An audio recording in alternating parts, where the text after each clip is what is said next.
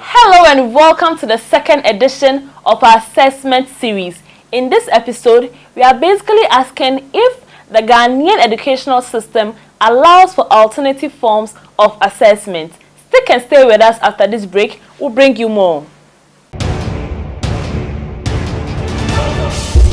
One conference, 3 events, 3 locations, 7 days, 20 topics, and 10 speakers. Yes, it's the 5th Annual Global Super Teachers Conference 2019 under the theme Bridging the Education Gap in Africa. Calling all teachers, head teachers, school proprietors, parents, and all education workers for a unique experience. The Global Super Teachers Conference 2019. The grand opening is on Saturday, 24th of August with EduTalk 1 and EduTech exhibition at Ghana International School at 8 a.m. It continues with EduTalk 2, 5 days of interactive breakout sessions from Monday, 26th August to Friday, 30th August at the International Training Center, East Legon, and ends with the epic EduCom Awards on Saturday, 31st August 2019 at the Holiday Inn, Accra at 5 p.m. Entry is free when you register for the mandatory certificate of 55 Ghana cedis before July. To attend, exhibit, or sponsor, you can text or call 026-271-4106 now or visit www.globalsuperteach.com. It is the Global Super Teachers Conference 2019. Get informed,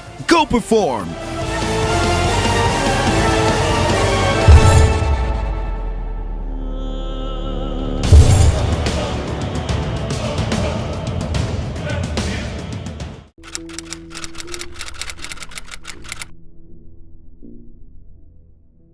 You've been consulting in Ghana for a number of years, and I know you've come across some of these things along the line.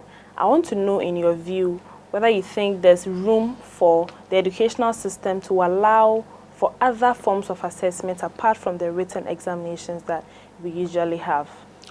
I don't think we've done so well in granting students variety of pathways in terms of assessment.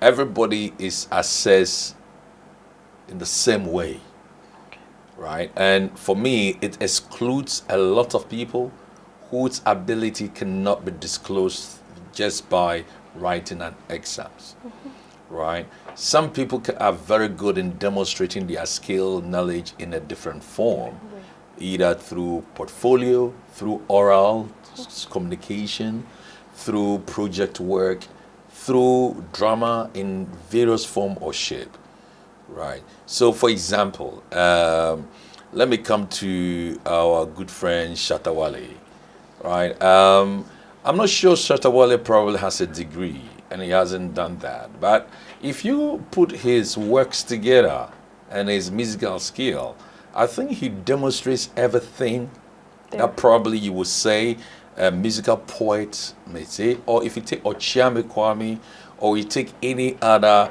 genre of music that we have, right? Whether rap or whatever. And these guys are very good poets. And they are skillful. When you look at their lyrics, they are great lyricists, right? And I think that such people, their works could qualify them for a degree or a master's program.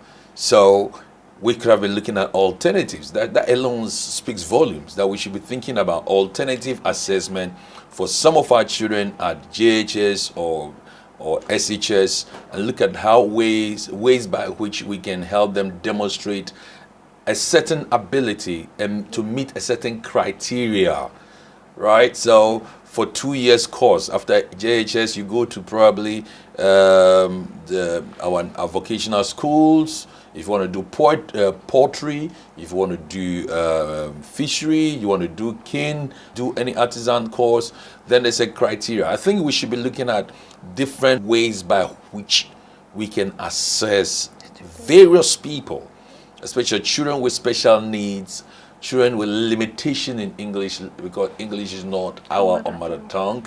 We should be looking at different forms of assessment. Some of the children who are not privileged to have good teachers sit the same exam with people who are in good schools.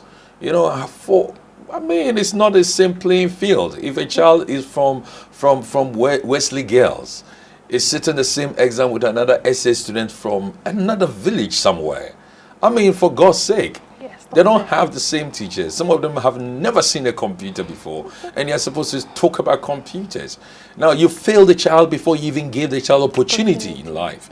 So, and it's the onus lies on us, educators and our policymakers, to begin to come up with differentials and differentiated ways of assessing our children in our country.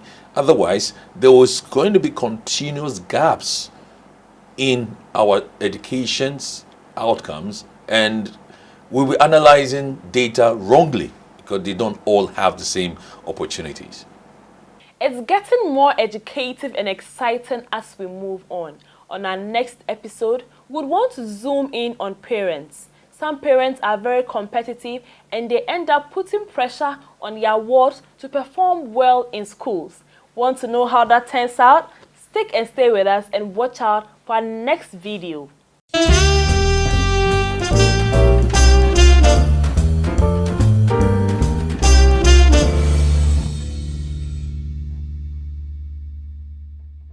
Thanks for watching School World TV, brought to you by Neogenics Education Group.